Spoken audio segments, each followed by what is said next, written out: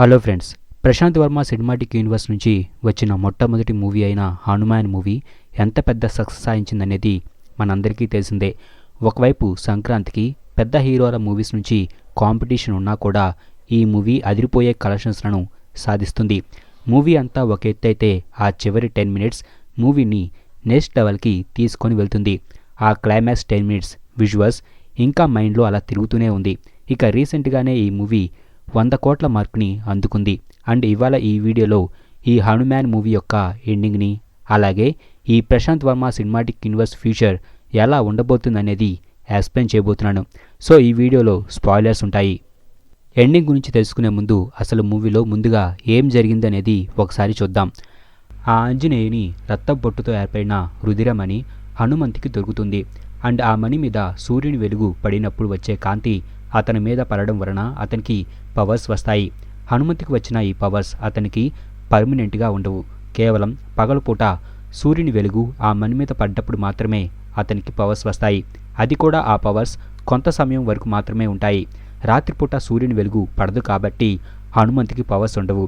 మరోవైపు చిన్నప్పటి నుంచి సూపర్ హీరో అవ్వాలనే పిచ్చితో ఉండే విలన్కి హనుమంతుకి ఉన్న పవర్స్ గురించి అండ్ రుధిరమణి గురించి తెలుస్తుంది. దాంతో అతను ఆ మణిని దక్కించుకోవాలని అనుకుంటాడు. అందుకోసం అతను హనుమంతు విలేజ్ అయిన అంజనాద్రిలో ఉండే వారందరినీ కూడా చంపడానికి సిద్ధపడతాడు. ఇక మూవీ ఎండింగ్లో రుధిరమణిని తీసుకొని పారిపోతున్న విలన్ హెలికాప్టర్ మీద హనుమంతు అటాక్ చేసినప్పుడు ఆ మణి కూడా బ్రేక్ అవుతుంది. అండ్ ఆ మణిలో ఉన్న ఆంజనేయుని రక్తబొట్టు హనుమంతు కంట్లో పడి తన శరీరంలోకి వెళ్తుంది. కేవలం రుధిరమణి నుంచి వచ్చే కాంతి వల్లే హనుమంతు ఎంత స్ట్రాంగ్ అనేది మనం చూసాం. అలాంటిది ఇప్పుడు ఆ మణిలో ఉన్న ఆ ఆంజనేయుని రక్తబొట్టు హనుమంతు శరీరంలోకి వెళ్ళింది. సో ఇప్పుడు హనుమంతు క్యారెక్టర్ ఇంత ముందు కంటే కూడా మరింత స్ట్రాంగ్గా మారి ఉండవచ్చు. అలాగే ఆ పవర్స్ టెంపరీగా కాకుండా పర్మనెంట్గా ఉంటాయి. రాత్రిపూట కూడా అతను తన పవర్స్ని ఇప్పుడు యూజ్ చేయగలడు. అలాగే ఇప్పుడు అతను ఫ్లై అవుతున్నాడు కూడా. ఇదే విధంగా అతని strength, speed, hearing, vision powers కూడా ఇంక్రీజ్ అయి ఉండవచ్చు. అలాగే రుధిరమణి వలన ఎన్నో వేల సంవత్సరాలుగా నిద్రలో ఉన్న అసురుల ఆర్మీ ఆ మణి బ్రేక్ అవడంతో నిద్రలేస్తుంది. అలాగే వారు యుద్ధానికి సిద్ధమవుతారు. అసురుల నుండి మానవాళిని కాపాడడానికి ఆ శ్రీ ఆంజనేయుడు తన ధ్యానం నుంచి లేచి బయటకు వస్తాడు. అండ్ మూవీ చివరిలో విభీషణుడు ఒక మాట చెబుతాడు, నేను నీకిచ్చిన మాటని నిలబెట్టుకున్నాను, నువ్వు శ్రీరామునికిచ్చిన మాటని నిలబెట్టుకునే సమయం ఆసన్నమైందని. రుధిరమణి చెడ్డవారి చేతుల్లో పడకుండా చేసి అర్హత కలిగిన వ్యక్తికి ఆ మణి దక్కేలా చేయడమే విభీషణుడు శ్రీ ఆంజనేయునికి ఇచ్చిన మాట. అండ్ మూవీలో అతను హనుమంతుకి సహాయం చేయడాన్ని మనం చూసాం. మరి ఆంజనేయ స్వామి శ్రీరామునికి ఇచ్చిన మాట ఏమై ఉంటుంది అనే ప్రశ్న చాలామందికే ఉంది. శ్రీరాముడు మహావిష్ణు అవతారంలో ఒకటి. రావణాసుడిని సంహరించడానికి ఆంజనేయుడు ఎలా అయితే శ్రీరామునికి సహాయం చేశాడో అదేవిధంగా అతను కల్కి అవతారం ఎత్తినప్పుడు కలిని అండ్ అతని అసురులను అంతం చేయడానికి తోడుగా ఉండమని శ్రీరాముడు అడగడంతో ఆంజనేయుడు శ్రీరామునికి మాట ఇచ్చి ఉండవచ్చు. అందుకే రుధిరమణి బ్రేక్ అయిన తర్వాత అసురుల ఆర్మీ కూడా మేల్కోవడంతో శ్రీ ఆంజనేయుడు తన ధ్యానం నుంచి బయటకు వస్తాడు. సో ఈ ప్రశాంత్ వర్మ సినిమాటిక్ యూనివర్స్లో రాబోయే మూవీస్లో కల్కి భగవానుడు కూడా కనిపించవచ్చని నేను అనుకుంటున్నాను. మరి తన రాముని రాకకై ఎన్నో వేల సంవత్సరాలుగా వేచి ఉన్న ఆంజనేయుడు చివరికి కల్కి అవతారంలో వచ్చిన తన రాముణ్ణి కలుసుకోవడం ఈ పీవీసీలో చూపిస్తే అసలు ఆ సీన్ని తలుచుకుంటుంటేనే గూస్ బంప్స్ వస్తున్నాయి. అలాగే మన హిందూ పురాణాల ప్రకారం ఇప్పటికీ బ్రతికే ఉన్న 8 ఇమ్మోర్టల్స్ ఎవరనేది ఒకసారి చూస్తే మహాబలి, అశ్వత్థామ, వేదవ్యాసుడు, హనుమాన్, పరశురాం, విభీషణ, మార్కండేయ అండ్ కృపాచార్య. ఈ 8గురులో ఉన్న 2 విభీషణ అండ్ హనుమాన్లను మనకు ఆల్రెడీ ఈ మూవీలో చూపించారు. అండ్ మిగిలిన 6గురిని కూడా ఈ ప్రశాంత్ వర్మ సినిమాటిక్ యూనివర్స్ నుంచి రాబోయే మూవీస్లో చూపించబోతున్నారు. ఆంజనేయుని రక్తబొట్టు ఉన్న రుధిరమణి వలన హనుమంతుకు పవర్స్ వస్తాయి. అండ్ విభీషణుడు అతనికి సాయం చేస్తాడు. ఇదే విధంగా ఈ సినిమాటిక్ యూనివర్స్లో రాబోయే ఒక్కో మూవీలోని ఒక్కో సూపర్ హీరోకు ఒక ఇమ్మోర్టల్ హెల్ప్ చేయడాన్ని మనకు రాబోయే మూవీస్లో చూపించే అవకాశాలున్నాయి. ఈ పీవీసీయూలో ఆల్రెడీ అనౌన్స్ అయిన అధీరా మూవీలో కూడా హీరోకి ఇంద్రుని పవర్స్ వస్తాయి. అండ్ అతను ఈవెన్ ఇంద్రుని వజ్రాయుధాన్ని కూడా యూజ్ చేయడాన్ని మనం టీజర్లో చూసాం. సేమ్ అదే విధంగా ఈ యూనివర్స్లో కనిపించబోయే సూపర్ హీరోస్కి మన హిందూ పురాణాలకు చెందిన గాడ్స్ నుంచి పవర్స్ వస్తాయి. అలాగే రుద్రమణి బ్రేక్ అయినప్పుడు అసురుల ఆర్మీ అండ్ వారికి లీడర్ కూడా కనిపిస్తాడు. అండ్ మేబీ ఆ వ్యక్తి కలి అయి ఉండవచ్చు.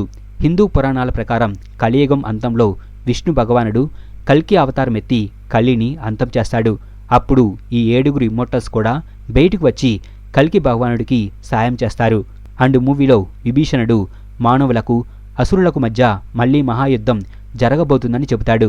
అండ్ అసురులకు లీడర్గా కలి అండ్ హ్యూమన్స్కి లీడర్గా కల్కి భగవానులు ఉంటారు.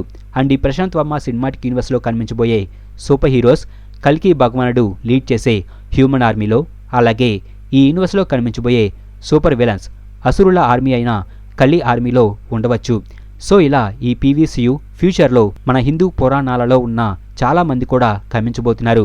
అండ్ కలి ఒక్కడు మాత్రమే కాదు, ఇంకా పవర్ఫుల్ అయిన అసురులని మనం ఈ ప్రశాంత్ వర్మ సినిమాటిక్ యూనివర్స్లో చూడబోతున్నాం. అయితే ఈ పీవీసీయులో ఉండబోయే ఈ మానవులకు అసురులకు మధ్య యుద్ధాన్ని ఇప్పుడప్పుడే చూపించరు. దానికి ఇంకా చాలా టైం ఉంది.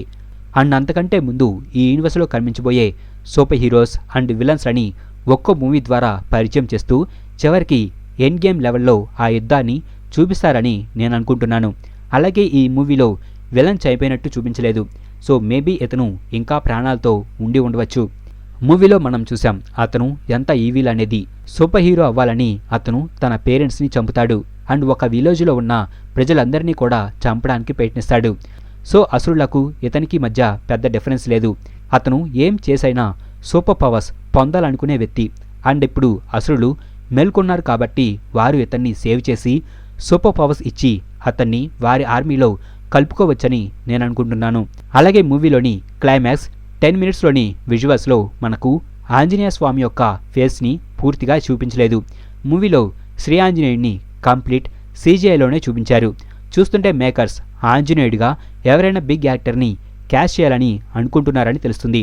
పైగా ఇప్పుడు మూవీ కూడా చాలా పెద్ద సక్సెస్ సాధించింది కాబట్టి రాబోయే జై హనుమాన్ మూవీలో ఆంజనేయుడిగా ఎవరైనా పెద్ద యాక్టరే నటించవచ్చు.